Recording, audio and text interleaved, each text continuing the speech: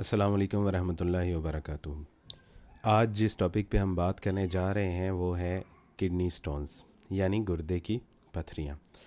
اتنا عام مسئلہ ہے یہ کہ ہر تیسرے چوتھے بندے کے گردے میں پتھریاں بن جاتی ہیں، اور بہت سے لوگوں کو پتہ ہی نہیں ہے کہ کیوں بنتی ہیں، اور بہت سے لوگوں کو ان کی علامات کا علم نہیں ہے، اس لیے ان کو پتہ نہیں چلتا کہ آیا ان کے گردے کی درد ہو رہی ہے یا کسی اور چیز کی درد ہو رہی ہے، اور وہ اسی چکر میں بعض اوقات بڑا لیٹ پہنچتے ہیں ڈاکٹر کے پاس، اور اتنی دیر میں ان کے گردے کافی حد تک ڈیمیج ہو چکے ہوتے ہیں، ان کا نقصان ہو چکا ہوتا ہے۔ تو اس لیے میں نے سوچا کہ آج گردے کی پتھریوں کے اوپر ایک لیکچر بناتے ہیں جس میں اس کی علامات اور کن لوگوں میں رسک زیادہ ہوتا ہے کہ وہ ان کی پتھریاں بن سکتی ہیں، اور پتھریوں کی قسمیں کون سی ہیں، اس کی پیچیدگیاں کیا ہو سکتی ہیں، ٹیسٹ کون سے ہم کرواتے ہیں جاننے کے لیے کہ گردے میں پتھریاں ہیں یا نہیں ہیں، اور اس کا علاج کیا ہے، اور سب سے بڑھ کے یہ کہ اس سے بچا کیسے جا سکتا ہے۔ تو شروع کرتے ہیں۔ سب سے پہلے آپ کو یہ سمجھنا ضروری ہے کہ جو گردے ہیں وہ اور جو پیشاب کی نالی اور مثانہ کس طرح کام کرتا ہے۔ سب سے پہلے پیشاب جو فلٹر ہوتا ہے وہ گردے میں ہوتا ہے، وہاں سے وہ جاتا ہے یوریٹر میں۔ یوریٹر ہوتا ہے آپ کی پیشاب کی نالی، اور یہ پیشاب کی نالی آپ کے مثانے میں کھلتی ہے، یعنی یوریٹر جو پیشاب کی نالی ہے یہ آپ کے گردے اور مثانے کے درمیان میں واقع ہے۔ عمومی طور پہ جب پتھری گردے سے نکل کے یوریٹر یعنی پیشاب والی نالی جو کہ گردے اور مثانے کے درمیان میں ہے اس میں جا کے پھنستی ہے تو یا اس میں سے گزرتی ہے اور زخم وغیرہ کر کے جاتی ہے آگے، تبھی انسان کو درد محسوس ہوتی ہے، اور جو اس کی علامات ہوتی ہیں وہ ہوتی ہیں۔ اس کے بعد وہ مثانے میں پہنچتی ہے اور مثانے سے آگے پیشاب کی نالی کے ذریعے سے نکل جاتی ہے۔ گردے میں جو پتھریاں ہوتی ہیں ان کو ہم ڈاکٹری زبان میں رینل یا نیفرولیتھیاسس بھی کہتے ہیں۔ یہ بیسیکلی جو نمکیات ہوتی ہیں وہ سخت ہو کے اکٹھی ہو جاتی ہیں،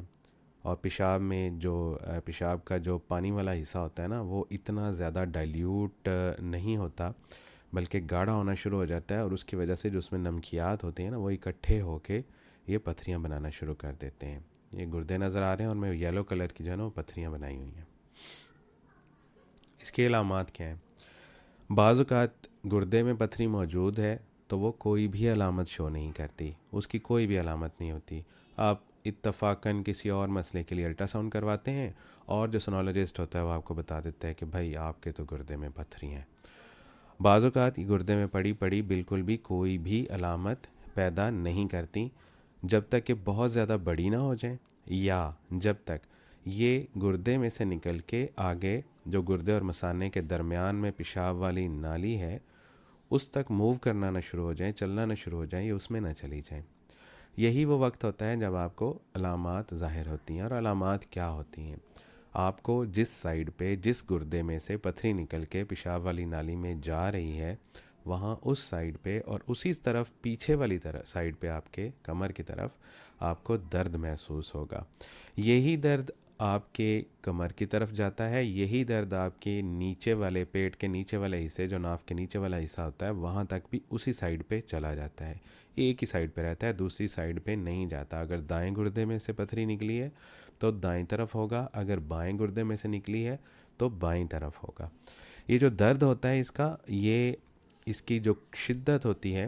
وہ کبھی کم ہو جاتی ہے اور کبھی زیادہ ہو جاتی ہے، اور یہ اس لیے کم زیادہ ہوتی ہے کیونکہ جیسے جیسے پتھری چلتی ہے آگے، جو یوریٹر ہوتا ہے پیشاب والی جو نالی ہوتی ہے اس کے اندر پٹھے ہوتے ہیں جو اس کو حرکت کرواتے ہیں۔ جیسے وہ حرکت کرتی ہے تو آپ کو درد ہوتی ہے، جیسے اس کی حرکت رکتی ہے تو آپ کی درد بھی رک جاتی ہے۔ اور چونکہ یہ ایک پیشاب کی نالی کے اندر موجود ہوتی ہے تو وہ ایسے ہی انسان کو محسوس ہوتا ہے جیسے اسے پیشاب آیا ہوا ہے۔ وہ بار بار جاتا ہے پیشاب کرنے کے لیے لیکن اس کو پیشاب آتا نہیں ہے، اس کو تھوڑا تھوڑا سا پیشاب آتا ہے، اور پیشاب کرتے ہوئے درد ہوتی ہے۔ اور بعض اوقات اگر وہ پتھری پیشاب کی نالی جو ہوتی ہے، یوریٹر جو ہوتا ہے، اس کے اندر اگر چھوٹا موٹا کوئی زخم کر دے تو اس میں سے بلیڈنگ بھی ہوتی ہے، تو وہ جو خون پیشاب کے ساتھ مکس ہو کے نکلتا ہے وہ یا تو پنک کلر کا ہوتا ہے، یا سرخ رنگ کا ہوتا ہے، یا بھورے رنگ کا براؤن کلر کا ہوتا ہے۔ اسمیل بھی آتی ہے یورین میں سے، آپ کو متلی قے محسوس ہونا شروع ہو جاتی ہے، اور مسلسل محسوس ہوتا ہے کہ مجھے پیشاب آیا ہوا ہے. آپ جاتے ہیں بار بار واش روم، لیکن ایک قطرہ آتا ہے پیشاب کا، زیادہ پیشاب نہیں آتا. اس کے علاوہ اگر اس کے ساتھ، چونکہ یہ زخم کرتی ہے پیشاب کی نالی میں، تو جہاں پہ زخم ہوگا وہاں پہ انفیکشن ہونے کے چانسز ہوتے ہیں. اگر انفیکشن ہو جائے تو آپ کو سردی بھی لگتی ہے اور آپ کا جسم کانپنا بھی شروع کر سکتا ہے. ملیریا کے لیکچر میں نے بتایا تھا کہ جو جسم کانپنا شروع ہو جاتا ہے، لوگ ملیریا کو عمومی طور پہ جیسے ہی جسم کانپنا شروع اور ساتھ بخار ہو جائے تو وہ سمجھتے ہیں کہ جی یہ تو مجھے ملیریا ہو گیا، حالانکہ اس کی اور بھی وجوہات ہوتی ہیں. تو وہاں میں نے بتایا تھا کہ پیشاب کے انفیکشن میں بھی آپ کو اسی طرح جسم آپ کا کانپنا شروع ہو سکتا ہے. تو وہی بات اب میں بتا رہا ہوں کہ اگر اس کی وجہ سے آپ کو انفیکشن ہو جاتا ہے تو بھی آپ کو سردی محسوس ہوگی، جسم کانپنا شروع ہو جائے گا اور بخار ہو جائے گا. اور جو اس کی درد ہوتی ہے اس کے بارے میں نے آپ کو بتا دیا کہ یہ جیسے جیسے پتھری موو کرتی ہے، جیسے آگے چلتی ہے، ویسے ویسے اس کی درد کی شدت کبھی کم ہو جاتی ہے اور کبھی زیادہ ہو جاتی ہے. اس کی اقسام کون کون سی ہیں؟ گردے کی پتھریاں جو ہیں اس میں جو سب سے کامن قسم ہے وہ ہے کیلشیم کی پتھریاں.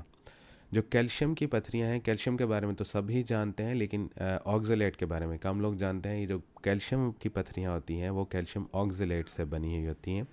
آکزیلیٹ جو ہوتا ہے یہ قدرتی طور پہ ہماری بہت سی خوراک کی چیزیں جیسے فروٹ ہے، ویجیٹیبلز ہیں یعنی پھل اور سبزیاں، اور اس کے علاوہ جو نٹس ہیں یعنی مونگ پھلی، بادام، کاجو، اخروٹ، اور مطلب اس طرح کی جتنی بھی چیزیں نٹس میں آتی ہیں ان میں بھی آکزیلیٹ ہوتا ہے. اس کے علاوہ کچھ چاکلیٹ کے شوقین بہت زیادہ لوگ ہوتے ہیں، وہ بھی آکزیلیٹ کی بہت زیادہ مقدار لے رہے ہوتے ہیں، عموماً ان میں خواتین ہوتی ہیں. تو ان ساری چیزوں میں آکزیلیٹ جو ہے نا یہ زیادہ ہوتا ہے. تو جو لوگ ان چیزوں کو زیادہ استعمال کرتے ہیں نا وہ ان میں یہ کیلشیم آکزیلیٹ کی پتھریاں ہونے کے چانسز بھی زیادہ ہو جاتے ہیں. آپ کا جو جگر ہوتا ہے وہ بھی آکزیلیٹ پیدا کرتا ہے، لیکن اتنا زیادہ نہیں ہوتا کہ اس سے آپ کو گردے کی پتھریاں بن سکیں. اس کے علاوہ کھانے پینے میں کچھ لوگ جن کی ہڈیاں کمزور ہوتی ہیں ڈاکٹر کے پاس جاتے ہیں اور وہ سن شائن اتنا نہیں لیتے، یعنی سورج میں اتنا زیادہ نہیں نکلتے، تو ان کا وائٹامن ڈی کے لیولز کم ہوئے ہوتے ہیں. تو ڈاکٹرز حضرات ان کو وائٹامن ڈی کے انجیکشن، کیپسول، ٹیبلیٹس اس طرح کی ریکمینڈ کر دیتے ہیں کہ آپ یہ لیں کیونکہ آپ کو وائٹامن ڈی کی کمی ہے. تو ہمارے یہاں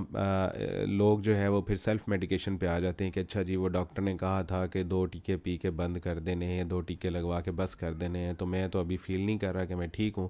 تو میں کو 10-12 ٹیکے اور لے لیتا ہوں. جیسے جیسے آپ کے جسم نے وائٹامن ڈی کا لیول زیادہ ہوگا، جتنی ہائی ڈوزز آپ لیں گے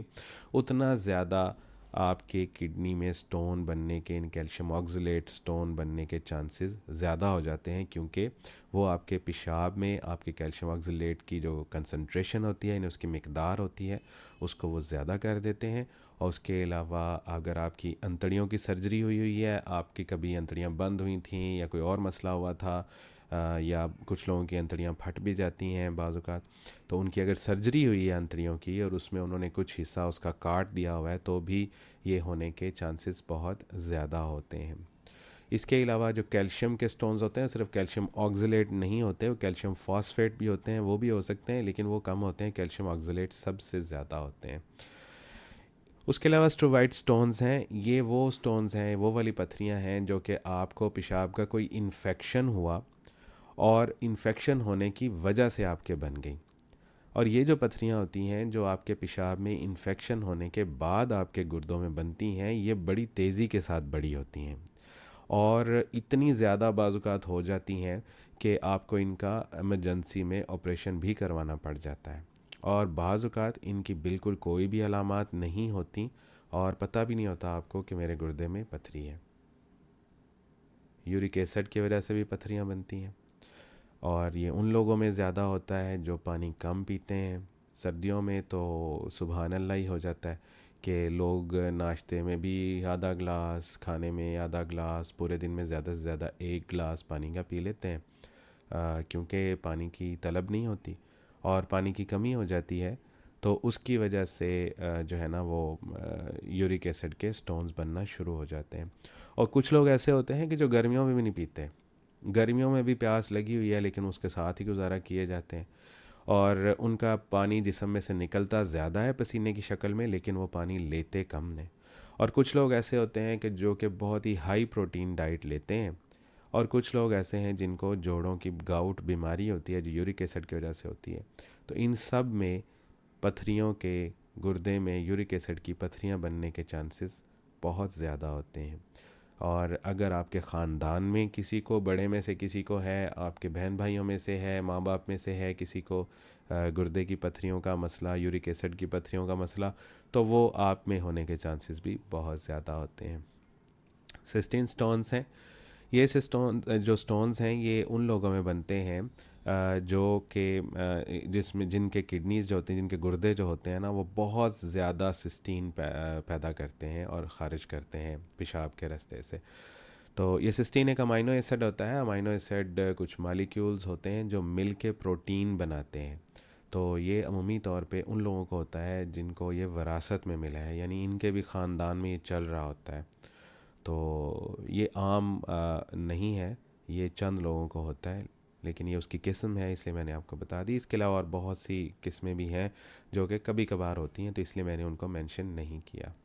رسک کون سے ہیں؟ سب سے پہلے وہی کہ اگر آپ کے خاندان میں ہے کسی کو تو بہت زیادہ چانسز ہیں کہ آپ کو ہوں گے، آپ کے بہن بھائیوں میں سے، ماں باپ میں سے کسی کو ہیں، یا اگر آپ کو پہلے سے ہوئی ہے گردے کی پتھری تو پھر دوبارہ سے آپ کو ہونے کے چانسز بہت زیادہ ہیں۔ اگر آپ پانی کم پیتے ہیں، آپ کے جسم میں سے پانی کا اخراج زیادہ ہے، یعنی پسینے آپ کو زیادہ آتے ہیں، پانی آپ کم لیتے ہیں، اس کی وجہ سے آپ کے جسم میں پانی کی کمی ہو جاتی ہے، ڈی ہائیڈریٹ ہو جاتے ہیں، تو اس کی وجہ سے بھی آپ کے گردے میں پتھریاں بن سکتی ہیں۔ اس کے علاوہ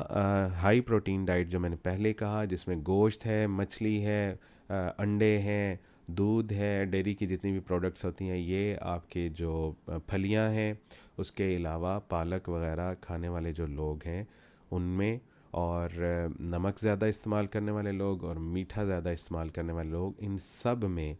گردے کی پتھریاں بننے کے چانسز بہت زیادہ ہوتے ہیں۔ بہت زیادہ جو سوڈیم ہوتا ہے، جو نمک میں ہوتا ہے، اس کی وجہ سے جو کیلشیم ہوتا ہے کڈنی کا، وہ زیادہ ہو جاتا ہے کڈنی کے اندر، اور وہ اس کو صحیح طریقے سے فلٹر نہیں کر پاتا، جس کی وجہ سے کڈنی کے اندر کیلشیم سٹونز بن جاتے ہیں۔ جتنا سوڈیم آپ زیادہ لیں گے اتنا آپ کا کیلشیم آکزلیٹ یا کیلشیم فاسفیٹ کا پتھری بننے کا عمل آپ کے گردوں کے اندر زیادہ ہونے کے چانسز بہت زیادہ ہیں۔ اس کے علاوہ اگر آپ موٹاپے کا شکار ہیں، بی ایم آئی کے ایک لیکچر میں بتایا تھا موٹاپا آپ کیسے دیکھ سکتے ہیں کہ آپ موٹاپے کی طرف جا رہے ہیں یا آلریڈی آپ کا وزن زیادہ ہے، اس میں آپ کی ویسٹ زیادہ ہوتی ہے، آپ کا وزن زیادہ ہوتا ہے آپ کے قد کے حساب سے۔ تو جن لوگوں میں یہ زیادہ ہے، موٹاپے کا شکار ہیں یا شکار ہونے جا رہے ہیں، اور ان کا بی ایم آئی زیادہ ہے، ان کے اندر بھی بہت ہی زیادہ چانسز ہوتے ہیں کہ وہ گردے کی پتھری کا شکار ہو سکتے ہیں۔ اور جیسے میں نے بتایا پہلے کہ آپ کی اگر معدے کی انتڑیوں کی سرجری ہوئی ہے، اس کی وجہ سے آپ کے چانسز زیادہ ہو جاتے ہیں۔ اس میں کیلشیم اور واٹر جو ہے نا، وہ کیلشیم اور جو پانی ہوتا ہے وہ آپ کی انتڑیوں اور معدے میں صحیح طریقے سے جذب نہیں ہو پاتا، جس کی وجہ سے پیشاب کے اندر وہ چیزیں جو کہ پتھریاں بناتی ہیں وہ زیادہ ہو جاتی ہیں، اور پھر آپ کے جسم میں پتھریاں بننا شروع ہو جاتی ہیں۔ اس کے لیے جو بلڈ ٹیسٹ کرواتے ہیں وہ اس میں کیلشیم ہے اور یورک ایسڈ ہے۔ کیلشیم بھی آپ کا اگر زیادہ ہے اور یورک ایسڈ بھی زیادہ ہے تو ڈیفینیٹلی آپ شکار ہو سکتے ہیں پتھریوں کا۔ اس کے علاوہ ہم یورین کا ٹیسٹ کرواتے ہیں، آپ کے پیشاب کا، جو 2 دن مسلسل کرواتے ہیں، اور اس میں ہم لوگ دیکھتے ہیں کہ اس میں بہت زیادہ پتھریاں بنانے والے جو نمکیات ہیں وہ تو نہیں ہیں۔ ایکس رے ہوتا ہے، الٹرا ساؤنڈ ہوتا ہے، اور سی ٹی اسکین ہوتا ہے۔ سب سے پہلے تو جو نان انویزیو ہے، یعنی جس میں آپ کو کسی قسم کی کوئی نقصان آپ کے جسم کو نہیں پہنچتا، وہ الٹرا ساؤنڈ ہے۔ عموماً لوگ الٹرا ساؤنڈ ہی کرواتے ہیں۔ الٹرا ساؤنڈ میں جو بڑی پتھریاں ہوتی ہیں وہ نظر آ جاتی ہیں، لیکن اگر زیادہ ہی چھوٹی پتھریاں ہوں تو وہ الٹرا ساؤنڈ پہ اور ایکس رے پہ مس ہو جاتی ہیں۔ تو اگر ایسی کوئی پتھریاں ہمیں لگے کہ مریض کے علامات ہیں، لیکن اس کے الٹرا ساؤنڈ اور ایکس رے پہ پتھری نہیں مل رہی، تو پھر ہم اس کا سی ٹی اسکین کرواتے ہیں۔ سی ٹی اسکین میں چھوٹی سی چھوٹی پتھریاں بھی نظر آ جاتی ہیں۔ اس کے علاوہ